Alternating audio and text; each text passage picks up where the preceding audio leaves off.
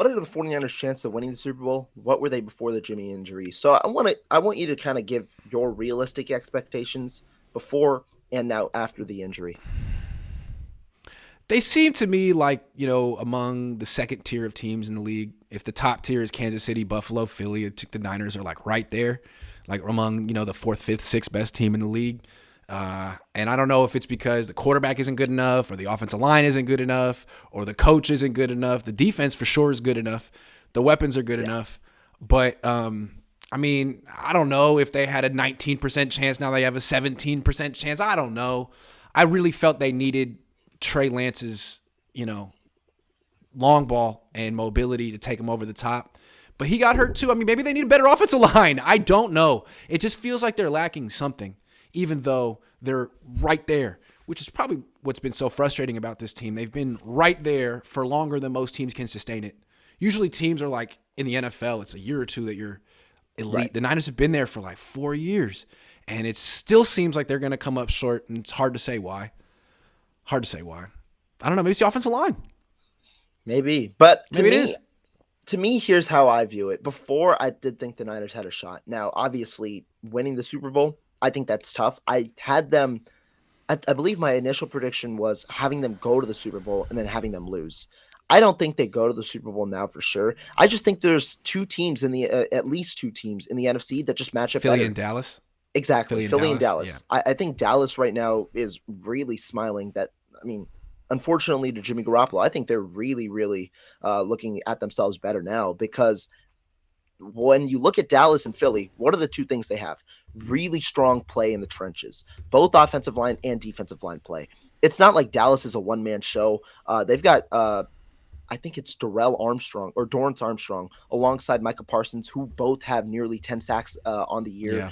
In Philly, you've got a four-headed monster. You've got Fletcher Cox, Javon Hargrave, Brandon Graham. They added Robert Quinn, and then they also have Hassan Reddick. They have a lot of good pass rushing talent.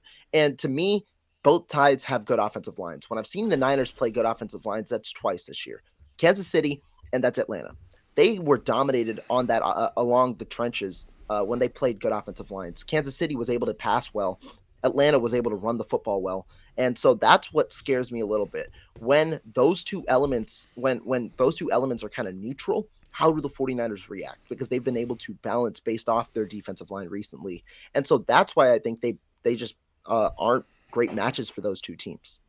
Yeah, you bring up Dallas. Something popped in my head. Brock Purdy kind of reminds me a little bit of Cooper Rush. Cooper Okay. Rush is the backup for Dallas, and he doesn't have a strong arm. Go back and look. He Right. does not have a strong arm, but they're 4-1 with him this year. He played his position well. He was not a high draft pick. He doesn't have a starter skill set, but they won with him. So at 4-1, maybe the 49ers could do the same thing with Brock Purdy. Same. I think that it could happen. Now, obviously, the playoff atmosphere is a little Cooper Rush is 29. He's been there a very long time, but I Right. mean, he wasn't drafted at all. So, and he again has a noodle arm too. So, there's something to be said for noodles. I'm sorry. But there's one question off the program that I do want to ask based on Super Bowl. There was one question that I was asked that I want to hear your answer. Jimmy Garoppolo, right? Obviously, his play in the playoffs has not been great. And when we talk about runs, he had a good run during San Francisco's 8-0 stretch last year, had a strong run this year. Do you think that there's a chance that Brock Purdy can play worse than what we've seen from Jimmy Garoppolo in the playoffs, who really has not played very well in the playoffs in his entire career? I mean, do you ever see that game that Brian Hoyer had in the playoffs with Texans? Or he threw like 5 picks in one game. I mean, it could happen. Yeah, I mean, it could happen. That's the thing that's so interesting to me about what's going on with Jimmy. Last week, it looked like Jimmy's out for the year. Kyle has to play Brock. Pressure's off. Pressure's off. Now, actually, Jimmy's going to be healthy. So Kyle has a decision to make. Do I play Jimmy coming off an injury? Or if I've made it this far with Brock, do I rock with Brock? And the thing is, there's no right answer. The right answer is whatever leads to the win. And if they lose, then people will second guess Kyle for his decision. So he went from being in like a no-lose situation into being in a very complicated situation. Yeah, it's a pretty tough situation. It's a very. And I think you lost a playoff game with Jimmy healthy on the sideline. I don't know that you can do that. You know what I mean? So, or if Jimmy comes back in and he's terrible, well, what? How did you go from Brock? Why'd you? Brock was on fire. So all of a sudden, Kyle's back in a tough position, and Donnie and Jimmy Garoppolo are forcing the issue. Meanwhile, Trey Lance and his agent continue the radio silence. Whoever is Tom Compton, I don't even know how to pronounce his name, but he's really famous. Yeah. Could you do some PR work for Trey right now, or what? I don't know. I'm trying.